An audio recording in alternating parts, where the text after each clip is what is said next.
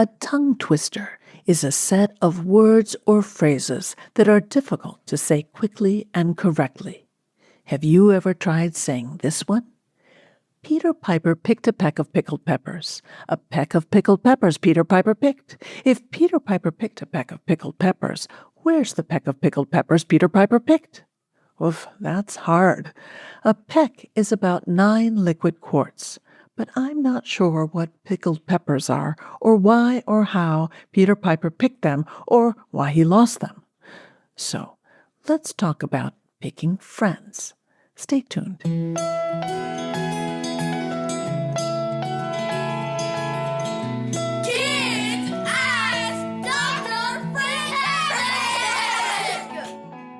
Hi there, I'm Dr. Eileen Kennedy Moore, also known as Dr. Friendtastic. I'm an author and clinical psychologist based in Princeton, New Jersey. Each week on the Kids Ask Dr. Friendtastic podcast, I answer a question from a kid about making and keeping friends. If you have a question you'd like me to answer, you can send it in at drfriendtastic.com/submit. That's drfriendtastic.com/submit. Here's today's question. Hi, I'm Charlie, age 9. The kids will not pick me at recess to play on their team. What can I do? Hi, Charlie. Thanks for sending in your question. Ouch, it's no fun to be excluded. My guess is you're feeling sad, frustrated, and maybe also mad at the kids who aren't picking you to be on their team. It always helps to try to imagine other people's point of view. Maybe the reason they're not including you has nothing to do with how they feel about you. Maybe they need an even number of players for both teams, and including you would mean one team would have too many people. If that's the case, you could find another way to be involved, like bringing back the ball if it goes out of bounds, or find someone else to play with that day. Maybe they're not including you because they're focused on winning. So they pick the most athletic kids for their team, and that's not you. That doesn't feel great, but it's also not personal. In that case, it might help to practice the game at home to improve your skills, or, again, you could find a different role or a different game. Maybe they're not including you because they don't know you very well.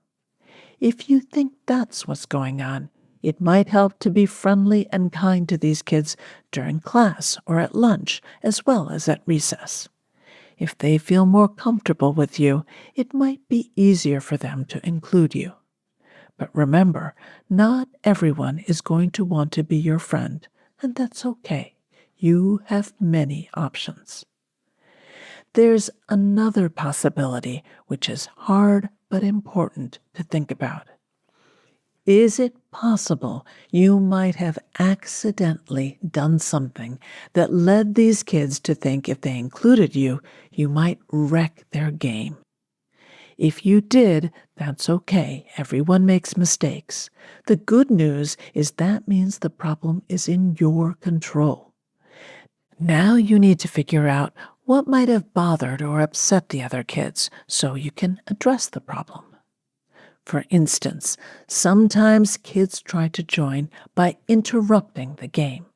They might run off with the ball, block players or get in their way, make fun of players, or barge into the middle of an ongoing game instead of joining at the start. Those actions would get attention, but only negative attention, because the other kids would feel annoyed. Sometimes kids have trouble being a good sport. They might argue, sulk, yell, or accuse others of cheating if they start to lose or things don't go their way. They might break the rules or try to change the rules in the middle of a game. All of those actions would be frustrating for the other kids, and they could decide it's easier not to include the person who is being a poor sport. If you think your past actions are making kids not want to play with you, try to figure out specifically what it is that the other kids didn't like. Then you might want to apologize and promise you won't do those things again. Or you could try to figure out a better way to handle those situations and do that if you get another chance to play. You may have to be patient and give it time to let those old misbehaviors fade in their memories. There's one other thing you could try. You could be the kid who starts the fun. If your school allows it, you could bring in a hacky sack or a frisbee, something you could play with other kids. Look around for someone who's playing by themselves and see if they want to join you. If the two of you are having fun together, maybe that's good enough. Or maybe other kids will want to join you. To be included, you need to make wise choices about which kids you want to try to play with, and then make sure that you're good company, adding to the fun. This has been Kids Ask Dr. Friendtastic.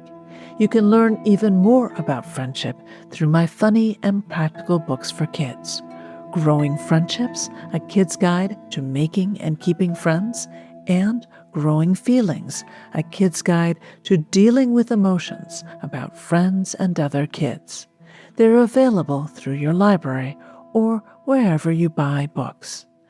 Parents, check out my online workshops for kids at workshops.eileenkennedymore.com.